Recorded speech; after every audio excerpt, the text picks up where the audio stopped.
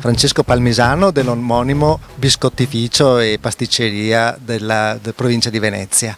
Avete partecipato a questa manifestazione, anzi concorso indetto da Confartigianato sulla innovazione anche nell'alimentazione e seguendo il tema dell'Expo, cioè nutrire il futuro, e siete stati selezionati con dei biscotti. Cosa ci azzeccano i biscotti con il nutrire il futuro? È ormai da qualche anno che in famiglia Palmisano stiamo pensando praticamente a creare dei prodotti totalmente innovativi, pensando appunto al futuro. E Palmisano appunto ha sempre prodotto biscotti tipici della tradizione veneziana ed una decina d'anni fa abbiamo cominciato invece a progettare tutto ciò che effettivamente il futuro avrebbe richiesto. Abbiamo creato la linea Levo, che sta appunto per alimentazione evoluta, e questi prodotti più che biscotti sono degli snack, anche dei biscotti, dei dolci, dei prodotti proprio per essere classificati in quello che sarà la nostra alimentazione del futuro. E purtroppo si parla di zuccheri, si parla dei tre veleni bianchi, zucchero, farina, latte, e in tutti questi prodotti qua noi stiamo cercando di non impiegare appunto più questi prodotti che noi abitualmente teniamo sulla nostra tavola. Tra l'altro è anche un prodotto, tutto quello che stiamo progettando oggi è senza glutine, pensando a quelle che sono le intolleranze del momento e che ogni giorno si scoprono sempre più numerose. Ma con queste produzioni guardate più al mercato italiano o guardate all'estero? Bella domanda e centrata anche, perché il prodotto Alevo è molto ben visto all'estero. Oggi c'è il mondo che ci sta guardando e ci ha permesso appunto anche di conquistare diversi paesi.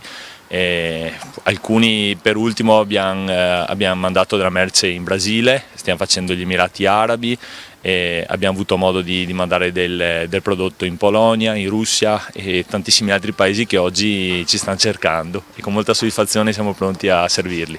E mettere insieme innovazione, export, guardare al futuro con la parola artigianato ha ancora un senso? Ci si conosce o pensa di essere ormai un industriale?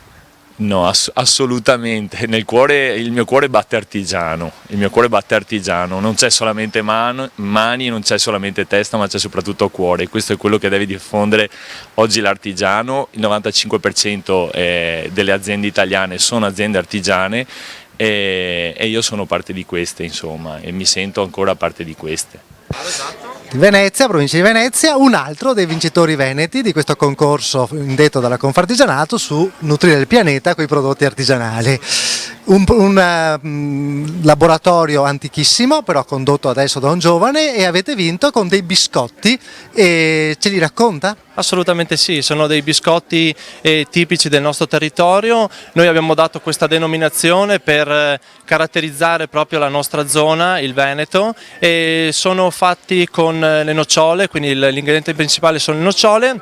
La caratteristica oltre è che non hanno la farina, quindi non contengono farina, sono molto leggeri come biscotti e vengono fatti di due tipologie, quindi con il cacao, e quindi rende il gusto meno dolce, un po' più amaro, oppure senza il cacao, quindi per chi è alla ricerca di un gusto un po' più saporito, un po' più dolce. Questo è un biscotto che si può mangiare ovviamente in tutti i momenti della giornata, ed è una bella cosa perché è molto leggero appunto, non contenendo farina e niente lievito. È un prodotto molto nutrizionale, diciamo così, e nello stesso tempo l'abbiamo definito un golosesso proprio per dargli la tipicità di questo nome, proprio la golosità di questo biscotto, insomma. Ecco. Certo.